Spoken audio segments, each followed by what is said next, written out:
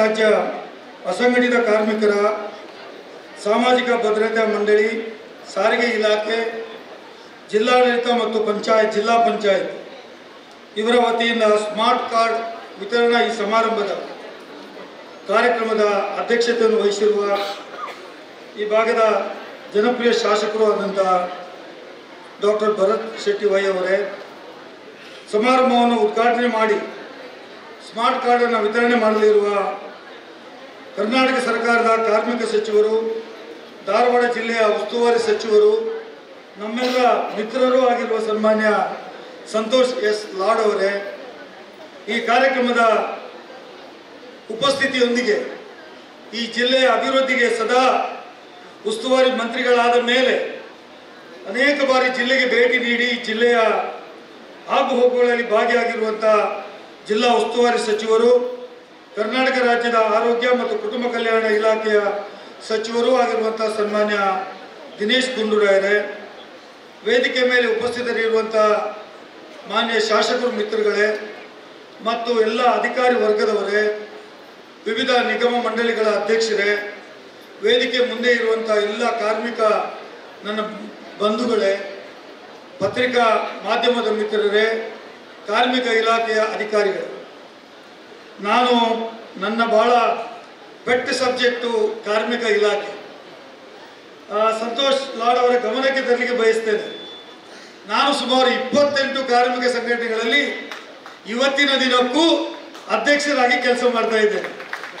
ಅದರ ಉದ್ದೇಶ ಇರುವಂಥದ್ದು, ಯಾರ ಧ್ವನಿ ಕೇಳೋದಿಲ್ಲ ಅವರಿಗೆ ಧ್ವನಿಯನ್ನು ಸೇರಿಸಬೇಕಂತ ನನ್ನ ಪ್ರಮುಖವಾಗಿರುವಂಥ ಉದ್ದೇಶ. ಅದು ಹೆಡ್ಲೋಡ್ ವರ್ಕರ್ಸ್ ಇರ್ಬೋದು, ಕಾರ್ಮಿಕ ಬಸ್ ವರ್ಕರ್ ಇರ್ಬೋದು, ರಿಕ್ಷಾ ಚಾಲಕರು ಇರ್ಬೋದು, ಅನೇಕ ಐಸ್ ಚಾಲಕರು ಇರ್ಬೋದು, ಲಾರಿ ಕ್ಲೀನರ್ಗಳ ಸಂಘಟನೆ ಇರ್ಬೋದು, ಬಸ್ಸು ಸಂಘಟನೆಗಳು ಇರ್ಬೋದು. ಯಾಕೆ ಅಂತ ಹೇಳಿದರೆ, ಇವತ್ತು ಸಮಾಜದಲ್ಲಿ ಅತ್ಯಂತ ಕಷ್ಟಕ್ಕೊಳಪಡುವವರು, ಸಮಾಜದಲ್ಲಿ ಮಳೆ ಇರಲಿ, ಚಳಿ ಇರಲಿ ಅಥವಾ ಬಿಸಿಲು ಇರಲಿ, 24 ಗಂಟೆಗಳ ಕಾಲವೂ ಸೇವೆ ಕೊಡುವಂಥ ನೌಕರರು ಯಾರಾದಿದ್ರೆ ಅದು ಇಲ್ಲಿ ಕೂತಿರ್ತಕ್ಕಂಥ ನೌಕರರು ಅಂತ ನಾನು ಹೇಳಲಿಕ್ಕೆ ಬಯಸ್ತೇನೆ. ಅವರಿಗೆ ರಕ್ಷಣೆ ಸಿಗಬೇಕು ಅಂತ ಹೇಳುವಂಥದ್ದು ನಮ್ಮ ಪ್ರಮುಖ ಉದ್ದೇಶ. ಈಗ ಪ್ರಸ್ತಾವನೆ ಮಾತಾಡುವಾಗ ಅಧಿಕಾರಿಗಳು ಹೇಳಿದರು, ಭಾರತ ದೇಶದಲ್ಲಿ ಸುಮಾರು 83% ಜನ ಮಂದಿ ಇವತ್ತು ಅಸಂಘಟಿತ ಕಾರ್ಮಿಕರು. ಸಂಘಟಿತ ಕಾರ್ಮಿಕರು ಇರುವುದು ಬರೇ 13%, 14%. ಆದರೆ ದೇಶದ ಒಟ್ಟು ಸಂಪತ್ತಿನಲ್ಲಿ 60% ಸಂಪತ್ತು ಸಂಘಟಿತ ವರ್ಗಕ್ಕೆ ಹೋಗ್ತದೆ.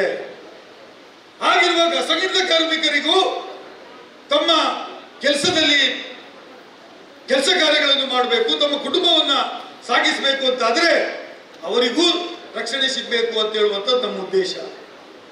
7ನೇ ಕ್ಲಾಸ್ ಪಾಸಾಗಿ ಅಥವಾ 10ನೇ ಕ್ಲಾಸ್ ಪಾಸಾಗಿ NMPTಯಲ್ಲಿ ಕೆಲಸಕ್ಕೆ ಸೇರಿದರೆ ಅವನಿಗೆ ಅವರು ಮತ್ತು ಅವರ ಕುಟುಂಬಕ್ಕೆ ಸಾಯುವ ತನಕ ಅವರ ಕುಟುಂಬಕ್ಕೆ ಪೆನ್ಷನ್ ಸಿಗ್ತದೆ, ಮಕ್ಕಳಿಗೆ ಸ್ಕಾಲರ್ಶಿಪ್ ಸಿಗ್ತದೆ, ವರ್ಷಕ್ಕೊಮ್ಮೆ ಮಕ್ಕಳಿಗೆ ತಿರುಗಾಡಲಿಕ್ಕೆ ಟೂರ್ಗೆ ಸವಲತ್ತು ಇರ್ತದೆ.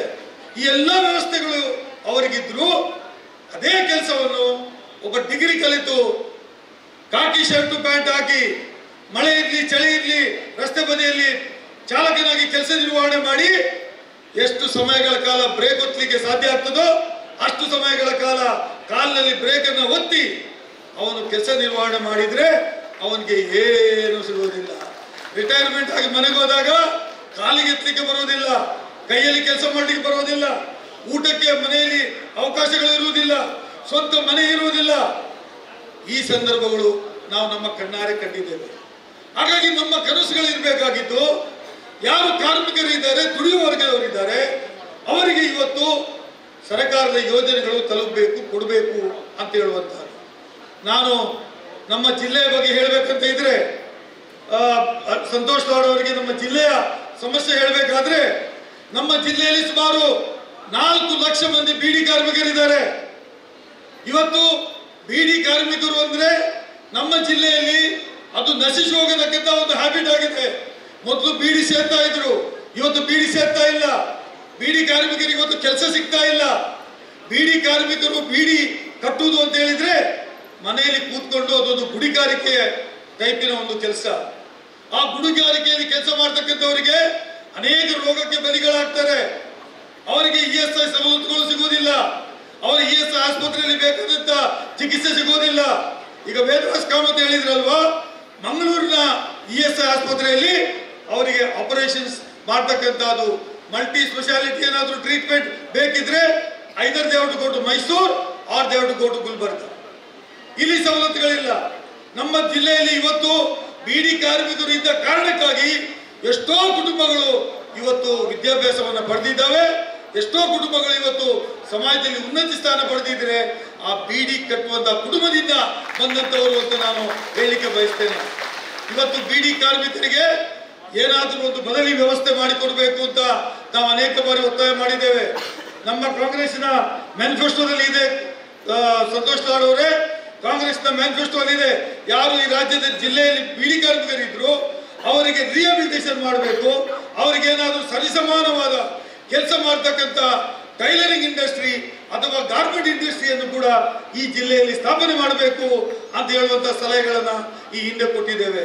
ಒಂದೊಂದು ಜಿಲ್ಲೆ, ಒಂದೊಂದು ತಾಲೂಕಿನಲ್ಲಿ 2000-3000 ಮಂದಿಗೆ ಒಂದು ಗಾರ್ಮೆಂಟ್ ಇಂಡಸ್ಟ್ರಿಯನ್ನು ಪ್ರಾರಂಭ ಮಾಡಿದ್ರೆ ಅದಕ್ಕೆ ಹತ್ತಿರವಾಗಿರ್ತಕ್ಕಂಥ ಬೀಡಿ ಕಾರ್ಮಿಕರ ಕಸುಬಿಗೆ ಹತ್ತಿರವಾಗಿರ್ತಕ್ಕಂಥ ಕಸುಬಿಯವರಾಗಿದ್ರೆ ಅದು ಗಾರ್ಮೆಂಟ್ ಇಂಡಸ್ಟ್ರಿ ಅಂತ ಹೇಳುವಂತದನ್ನ ನಾವು ಹೇಳಿದ್ದೇವೆ. ಅನೇಕ ಬಾರಿ ಇದರ ಬಗ್ಗೆ ಚರ್ಚೆ ಮಾಡಿದ್ದೇವೆ. ಇನ್ನೂ ಅದನ್ನು ಜಾರಿಗೆ ತರಲಿಕ್ಕೆ ಆಗಲಿಲ್ಲ ಅಂತ ಹೇಳಿ ತಮ್ಮ ಗಮನಕ್ಕೆ ತರುತ್ತಾ ನಾವು ಹೇಳ್ಬೋದು, ಇಟ್ಸ್ ಅನ್ ಸೆಂಟ್ರಲ್ ಆಕ್ಟ್.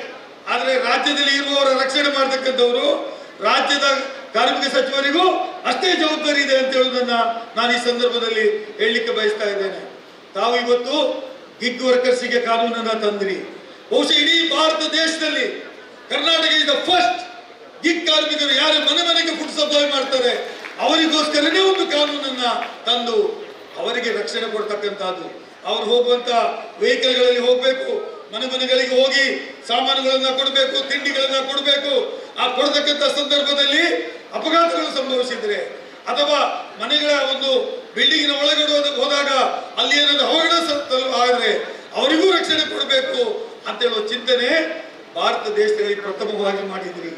ನಾನು ಕರ್ನಾಟಕ ರಾಜ್ಯದ ಭಾರತದಲ್ಲಿ PRS ಅಂತ ಹೇಳುವಂತಹ ಒಂದು ಸಂಸ್ಥೆ ಡೆಲ್ಲಿಯಲ್ಲಿ ಒಂದು ಸಮಾರಂಭವನ್ನು ಮಾಡಿತ್ತು. ಇಡೀ ರಾಜ್ಯದಲ್ಲಿ, ಇಡೀ ದೇಶದ ಎಲ್ಲ ಲೆಜಿಸ್ಲೇಟರ್ಸ್ಗಳು, ಶಾಸಕರುಗಳು ಆ ಸಭೆಯಲ್ಲಿ ಭಾಗವಹಿಸಿದ್ರು. ಅಲ್ಲಿ ಈ ಒಂದು ಗಿಗ್ ವರ್ಕರ್ಸ್ ಬಗ್ಗೆ ಮಾಡಿದಂತ ಕಾನೂನಿನ ಬಗ್ಗೆ ಇವತ್ತು ಪ್ರಶಂಸೆಯನ್ನ ವ್ಯಕ್ತಪಡಿಸಲಾಯಿತು.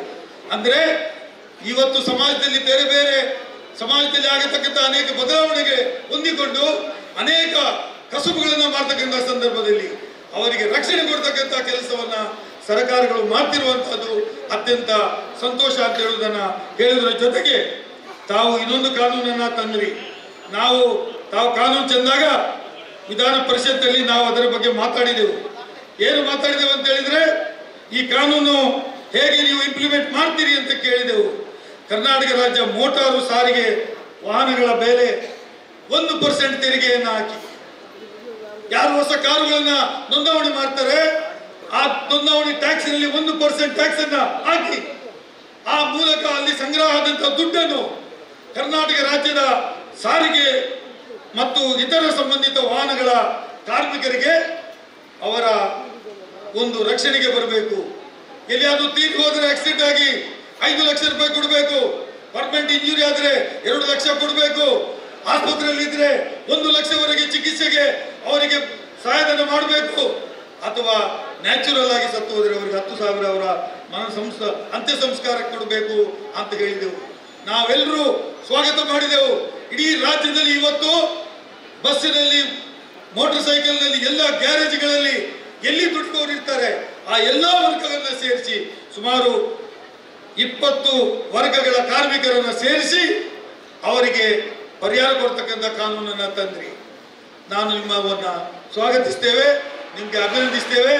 ಇನ್ನೂ ಕೆಲವು ಕಾನೂನುಗಳು, ನಮ್ಮ ರಾಜ್ಯದ ಎಲ್ಲಾ ಕಾನೂನುಗಳು, ಕೇಂದ್ರ ಸರ್ಕಾರದ ಎಲ್ಲಾ ಕಾನೂನುಗಳು only the age between 20 to 40 ಇದೆ. ನೀವು ಇನ್ನೊಮ್ಮೆ ರಾಜ್ಯ ಸರ್ಕಾರಕ್ಕೆ ಒಂದು ತಿದ್ದುಪಡಿಯನ್ನು ತಂದು ಆ ಎಲ್ಲಾ ಯೋಜನೆಗಳು ಅಪ್ ಟು ಏಜ್ ಆಫ್ 60 ಅಂತ ತರಬೇಕು ಅಂತ ಹೇಳುವಂತದನ್ನ ನಾವು ನಿಮ್ಗೆ ವಿನಂತಿ ಮಾಡ್ತೇವೆ. ಎಲ್ಲ ಮರದ ಕೆಲಸ ಮಾಡುವವರು ಇರ್ತಾರೆ, ಬೇರೆ ಬೇರೆ ರೀತಿಯ ಕೆಲಸಗಳು ಮಾಡುವವರು ಇರ್ತಾರೆ. ಆ ಎಲ್ಲಾ ಕಾನೂನುಗಳು ಬರೇ 40 ವರ್ಷ ಪ್ರಾಯದವರೆಗೆ ತಂದರೆ 60 ವರ್ಷ 70 ವರ್ಷ ಇವತ್ತು ಇದು ಮನುಷ್ಯನ ಇವತ್ತು ಸರಾಸರಿ ಬದುಕುವಂತ ಏಜು 75 ವರ್ಷದವರೆಗೆ ಹೋಗಿದೆ. ಆದ್ರೆ ಕಾನೂನುಗಳು ಬರೇ 40 ವರ್ಷಕ್ಕೆ ನೀವು ತಂದಿಟ್ರೆ ಅವರಿಗೆ ರಕ್ಷಣೆ ಮಾಡುವವರು ಯಾರು ಅಂತ ಹೇಳುವುದನ್ನು ತಮ್ಮ ಗಮನಕ್ಕೆ ತಂದು ತಾವು ತಂದಿರ್ತಕ್ಕಂಥ ಕಾನೂನುಗಳು ಮತ್ತು ಇವತ್ತು ಸೇರಿದಂತ ಜನಸ್ತೋಮ. ನಾನು ಅನೇಕ ಕಾರ್ಮಿಕ ಸಚಿವರು ಬಂದಾಗ ಒಬ್ಬ ಕಾರ್ಮಿಕರ ಪ್ರತಿನಿಧಿಯಾಗಿ ಭಾಗವಹಿಸಿದ್ದೆ. ಆದರೆ ಇವತ್ತು ಸೇರಿದಂತ ಜನ, ಇವತ್ತು ನೀವು ಕೊಡುವಂತಹ ಸ್ಮಾರ್ಟ್ ಕಾರ್ಡು, ಇವತ್ತು ನಿಮ್ಮ ಚಿಂತನೆ ಇಡೀ ಕರ್ನಾಟಕ ರಾಜ್ಯದ 80% ಕಾರ್ಮಿಕರು ಯಾರಿದ್ದಾರೆ ಅವರು ನಿಮ್ಮ ಕಾರ್ಯಕ್ರಮಗಳನ್ನ ಮೆಚ್ಚಿದ್ದಾರೆ ಸಂತೋಷ್ ಲಾಡ್ ಅಂತ ಹೇಳುವ ಮಾತನ್ನ ಹೇಳಲಿಕ್ಕೆ ಬಯಸ್ತೇನೆ. ಮತ್ತು ನಿಮ್ಮ friendly relationship with all parties. ವಿಧಾನಸೌಧಕ್ಕೆ ವಿಧಾನ ಪರಿಷತ್ಗೆ ಬಂದರು ಅಂತ ಹೇಳಿದ್ರೆ ಅಲ್ಲಿ ಒಂದು ಹೊಸ ಸಂಚಲನ ಮಾಡ್ತದೆ. ವಿಧಾನಸಭೆಯಲ್ಲಿಯೂ ಅದು ಇರ್ತದೆ. ನಾನು ಭಂಡಾರಿ ಅವರು ಇಬ್ರು ಅವರು ಈ ಕಾನೂನು ತಂದಾಗ ನಾವು ಮಾತಾಡಿದ್ದು, ಗಿಗ್ ವರ್ಕರ್ಸ್ ಅವರು ತಂದಾಗ ಇರ್ಬೋದು, ಗಿಗ್ ವರ್ಕರ್ಸ್ ತಂದಾಗ ಇರ್ಬೋದು, ರಾಜ್ಯದ ಕಾರ್ಮಿಕರ ಸಂಚಾರ ಇಲಾಖೆಯದು ತಂದಾಗ ಇರ್ಬೋದು, ಪ್ರತಿಯೊಂದು ಕಾನೂನಿನ ಬಗ್ಗೆ ಸಮರ್ಥವಾಗಿ ಇವತ್ತು ರಾಜ್ಯ ಸರ್ಕಾರದ ಗಮನಕ್ಕೆ ತರುವ ಮೂಲಕ, ಮುಖ್ಯಮಂತ್ರಿಗಳಿಗೆ ಇವತ್ತು ಸರಿಯಾಗಿ ಕನ್ವಿನ್ಸ್ ಮಾಡುವ ಮೂಲಕ ಇವತ್ತು ರಾಜ್ಯದ ಕಾರ್ಮಿಕರಿಗೆ ಇವತ್ತು ರಕ್ಷಣೆ ಕೊಡುವಂತ ಕೆಲಸವನ್ನ ಮಾಡಿದ್ದೀರಿ. ಇವತ್ತು ಮಹಿಳೆಯರಿಗೆ ಕೂಡ 12 ರಜೆ ಅವರ ಮುಟ್ಟುವಿನ ಸಂದರ್ಭದಲ್ಲಿ ಪ್ರತಿ ತಿಂಗಳಿಗೆ ವರ್ಷಕ್ಕೆ 12 ರಜೆಯನ್ನು ಕೊಡ್ತಕ್ಕಂಥ ಕಾರ್ಯಕ್ರಮ ತಾವು ಮಾಡಿದ್ದೀರಿ. ನಿಮಗೆ ನಾನು ಈ ಸಂದರ್ಭದಲ್ಲಿ ಅಭಿನಂದನೆ ಸಲ್ಲಿಸಿ ನಿಮಗೆ ಶುಭವಾಗಲಿ. ನಿಮ್ಮ ಎಲ್ಲ ಕಾರ್ಯಕ್ರಮಗಳಿಗೆ, ನಿಮ್ಮ ಚಿಂತನೆಗಳಿಗೆ ನಾವು ನಿಮ್ಮ ಜೊತೆ ಇದ್ದೇವೆ. ರಾಜ್ಯದ ಕಾರ್ಮಿಕರು ನಿಮ್ಮ ಜೊತೆ ಇದ್ದಾರೆ ಅಂತ ಹೇಳುವ ಮಾತನ್ನು ಹೇಳಿ ಮಾತು ಮುಗಿಸ್ತೇನೆ. ಎಲ್ರಿಗೂ ನಮಸ್ಕಾರ.